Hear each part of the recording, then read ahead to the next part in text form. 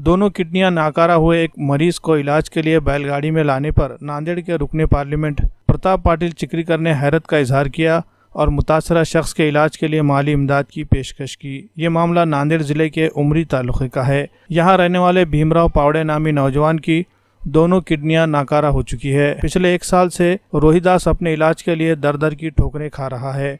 मंगल के रोज इस नौजवान के रिश्तेदारों ने इसे बैलगाड़ी में बिठाकर नांदेड़ के बीजेपी रुकने पार्लियामेंट प्रताप पाटिल चिकलीकर के वसंत नगर में वाक़े मकान पर पहुंचे। सुबह अचानक इस तरह से बैलगाड़ी में मरीज को लाने का पता चलने पर प्रताप पाटिल चिकलीकर को बहुत हैरानी हुई और उन्होंने रिश्तेदारों से इस पूरे मामले की हकीकत जानने की कोशिश की। गरीबी की वजह से ये लोग इस नौजवान का मुनासिब इलाज नहीं करवा पा रहे हैं।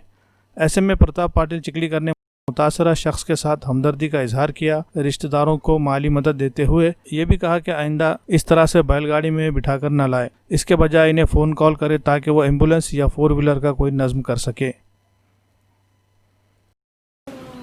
काय अडचण काय होती? अडचण आता हे डायलच करायचे आता. तर आज खासदार साहेबांनी काय मदत केली, म्हणजे काय केलं खासदार साहेबांनी काय मदत केली? आता हे गाडी वाट लावतो म्हणजे काय पैसे दिलेत त्याचे आता तुम्ही फोन करा, आम्ही गाडी वाट लावतो. पाकिट दिले साहेब.